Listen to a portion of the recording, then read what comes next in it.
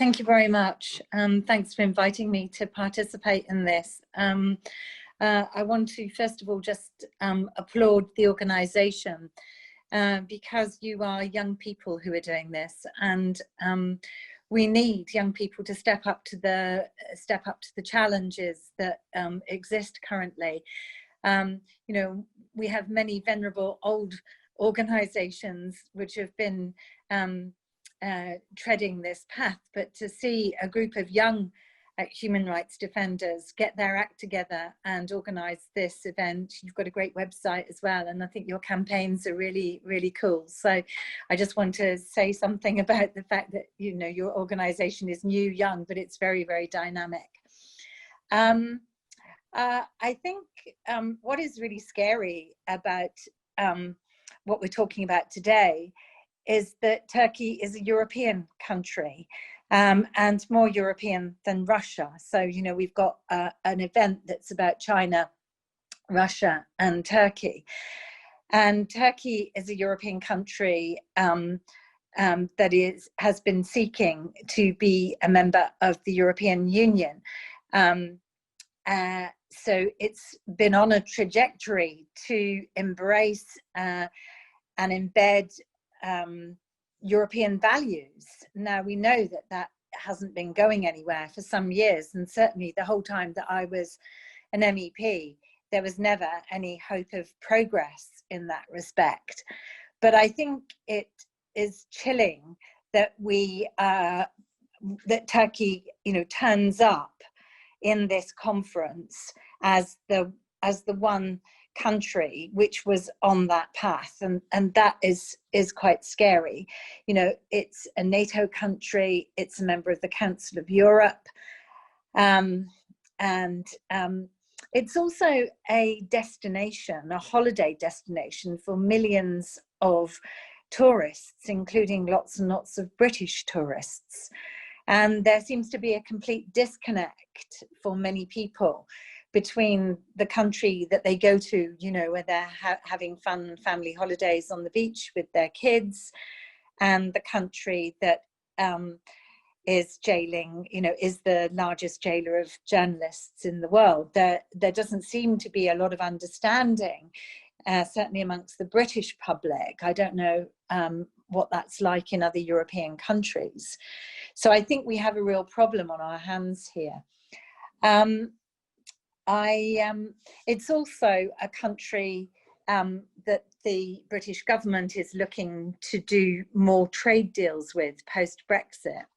And that poses a lot of problems and challenges, because the Conservative government here is absolutely desperate to demonstrate that Brexit is a good idea and that trade deals are as easy as pie to broker, and already, you know, has a history of selling arms to Turkey.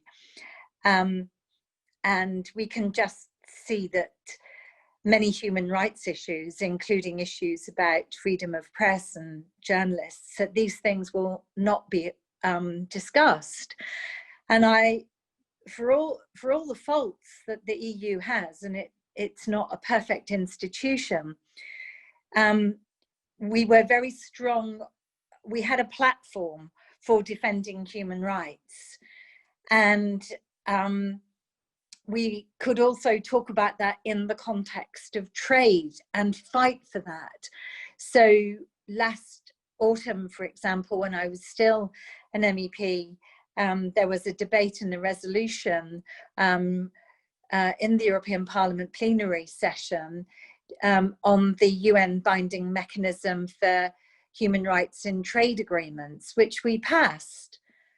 And I can't imagine that kind of resolution would get majority support in the British Parliament right now, because trade, you know, with a whole range of very disreputable countries is on the cards. And I think we have to talk about the issues around freedom of expression and what is happening to journalists in the full knowledge of what our own government is up to. there's complications at European level because of the refugee management program, or mismanagement program might be more accurate, and certainly that hasn't been solved. It was a huge thorn in the side for many of us, and we recognized the problems that we had as a bloc of 28 nations who were not equally sharing the burden or sharing the responsibility for taking in refugees. And here in the UK, we had an appalling record on that. And, if member state governments were not playing their part, we're not taking their responsibilities seriously, it left the EU in a very difficult position. So these are all things, I suppose, that we've got to talk about. So in preparation for today, I thought I would go back over my parliamentary record to have a look at where and how and when I was using my platform, my position, to speak about Turkey and its human rights violations, and specifically about journalists and media. And I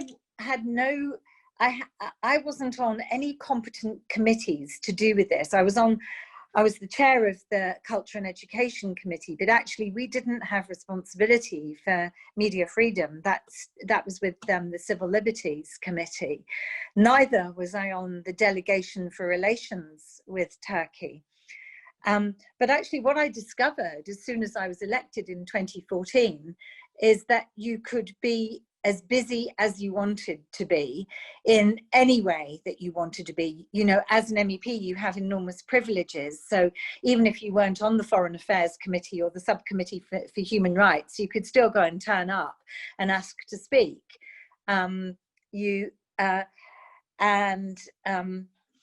It didn't, in a way, it might have been more helpful that I was not on those committees, because I could be incredibly outspoken. And you mentioned in the introduction to me about my detention at Istanbul airport, which was my first visit to Turkey after the coup.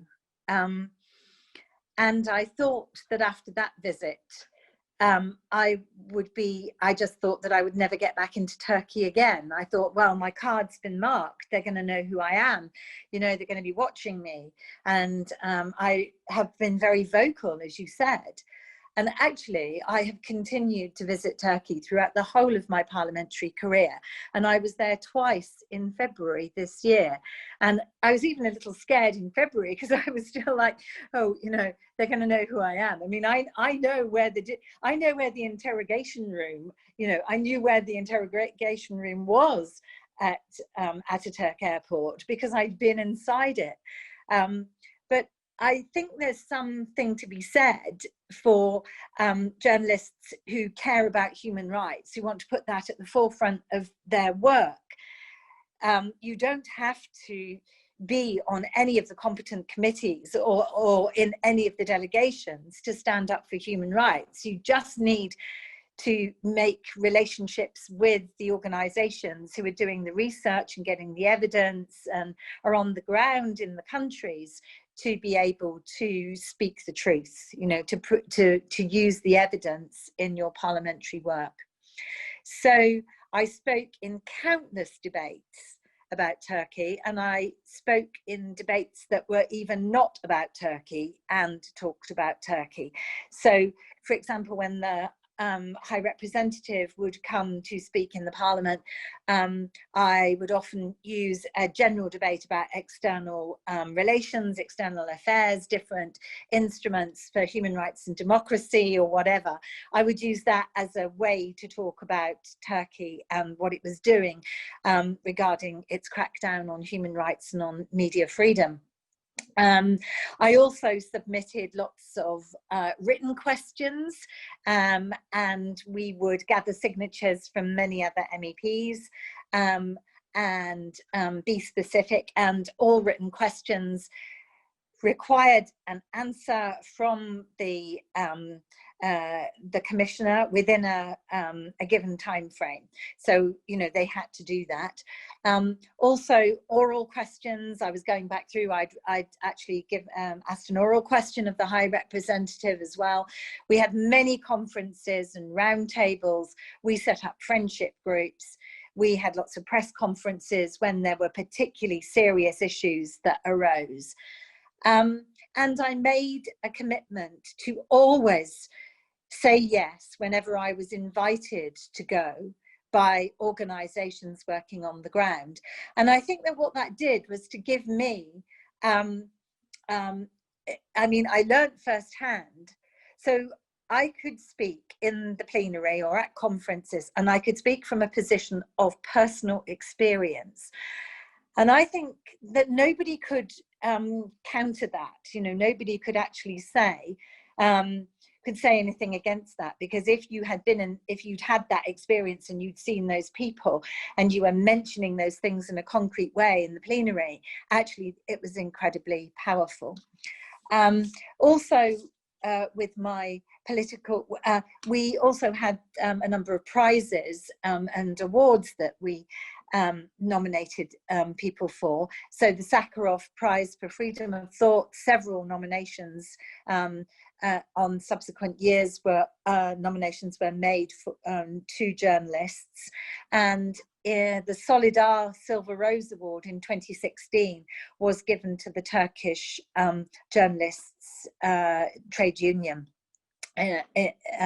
for their work in really difficult circumstances. And all those things are ways of bringing to wider public attention the issues that people are experiencing.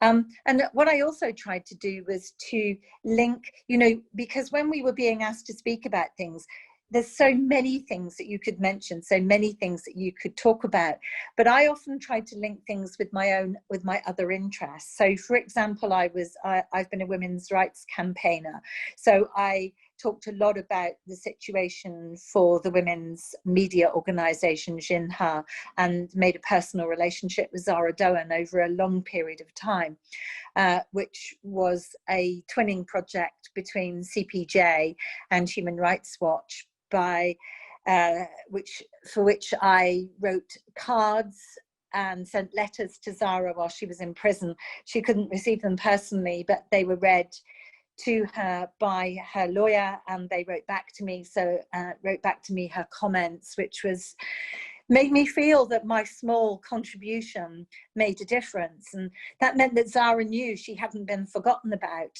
in the prison in Diyarbakir, that somebody was speaking for her. And when we speak people's names in those parliament, it protects them. I know that a speech I made, for example, about a human rights defender in Bahrain, I made a 1-minute speech about him on a Thursday, and he was released from prison on a Saturday. So, you know, it's a great power that we have if we choose to speak the names of people who are at risk.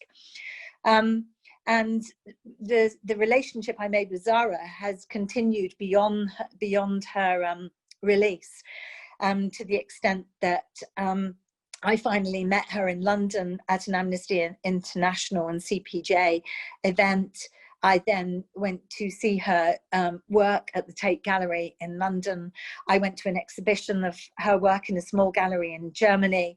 I invited her to speak at a conference in Manchester where we were talking about freedom of expression, at the Anthony Burgess Centre at the university, where I was supporting, in fact, Charter 97, which is the Belarus media organisation that I supported, and actually introducing journalists to each other, journalists who have a common struggle, particularly, and these were both women who've experienced, I mean, Natalia has been imprisoned in a KGB prison in Belarus and is an exile, but introducing these incredible, brave, strong women journalists to each other and giving them a platform was it felt like a really good thing to do to build that solidarity.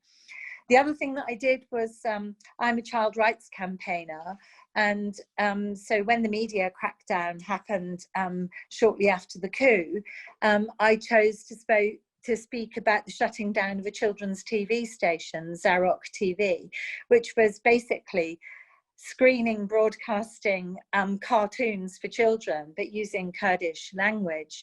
And I think that way of using your own, using the issues that you are working on in a broader way, bringing those into the conversation is very important, because what I wanted to demonstrate was how ordinary life was very difficult for people, for my Kurdish friends, the everyday life. I was very struck earlier in the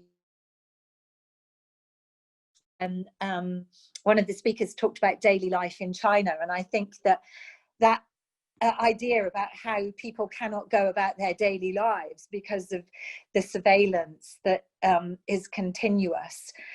It's very important to show that even children in a playground, or sitting at home wanting to watch cartoons on television, would be engaging in a risky behavior. So a broadcaster broadcasting that kind of content was under threat. So that's just talked about Zara. Oh, and it was amazing. I happened to be in New York at UNCSW in 2018 when Banksy, when the mural of Zara Doan suddenly appeared on a wall in Bowery. And of course, I just couldn't believe it was like the stars had all come together, because she was, she felt like a sister to me, or a daughter. And I realized that I was in a unique position to go to the mural and to talk to people looking at it, and to educate them about the situation, and to take photographs. I bought flowers from a flower seller and put them there and took photographs, and and then use my social media platform to put that out in the wider world. So sometimes amazing things happen that you don't expect, and you need to be ready, actually, always to drop that into conversation, to say that, to take that extra journey on the subway, to make a detour somewhere if you're traveling, So what to do? What are we going to do about this? And I'm not an MEP anymore. I don't have that platform anymore, but I still am defending women. I'm still defending children's rights. I'm still defending journalists. I'm still defending artistic freedom, which is also at risk. I've been doing a lot of work with the organisation Free News, which has been documenting violations and shutdowns of artistic freedom. And I've been working with Culture Action Europe and Free News on how we can try and get the violations against artistic freedom taken more seriously. And actually, a woman like Zara Doan crossed those boundaries between journalism and artists, because she was also an artist. And when she didn't have access to computers and writing materials when she was in prison in Diyarbakir, she continued to make artwork using human, human paint. She used menstrual blood. She used mud from the earth in the prison.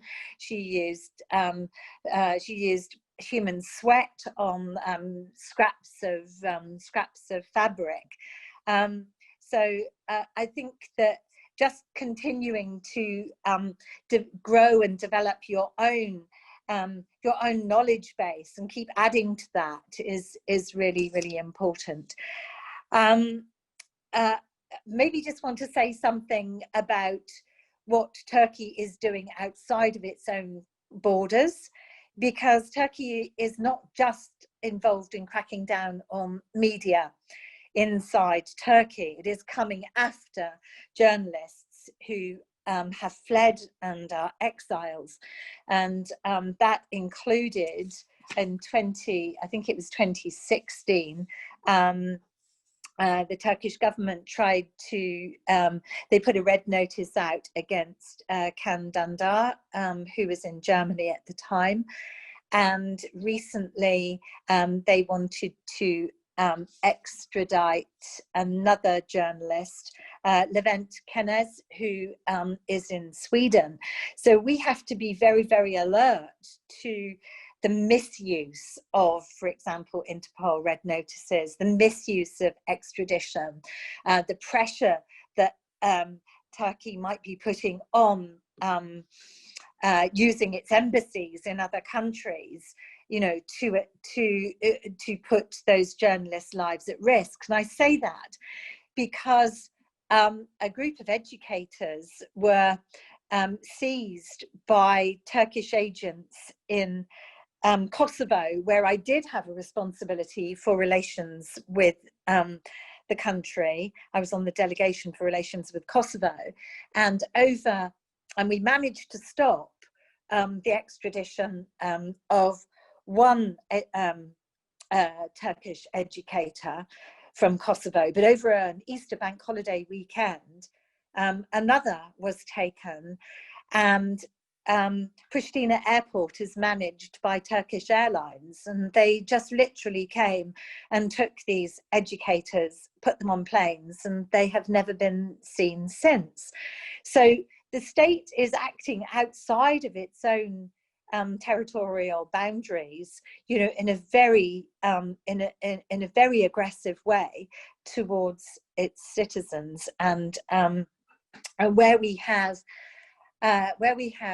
EU member states with regressive, right-wing, populist, illiberal leaders, for example, as in Hungary or Poland, you know, we've got to be even more careful about how those governments might respond to a request for an extradition, you know, or put pressure on. So what did I just want to say, well, what do we do about this? Well, those of us who are still in a political party need to put pressure on our own political parties to be braver, to speak up. And I always worked very, very closely with young European socialists, and the PES family includes Turkey, and so we're able to give support to young Turkish political activists and encourage them, you know, give them confidence and demonstrate that we're standing with them. Then it's having lots and lots of support for civil society and NGOs. And actually what the EU is doing now is giving much more of its support and money, not to government programs and the government, but giving it directly to civil society and NGOs. And then there are wonderful NGOs working independently of the EU, like the Goethe Institute, the European Cultural Foundation, for example, not just doing arts and culture work, but doing work around citizenship, democracy, freedom, all this kind of thing. And then I think encouraging people to visit places like the Hrant Dink Site of Memory in Istanbul, where I went in February, you know, to keep raising up awareness of those places which stand as memorial sites of memory to incredibly brave journalists, people who lost their lives, who were murdered, and to keep alive the spirit of their amazing work. I think that's probably all I want to say at this point, but I really thank you for inviting me to be part of this conversation.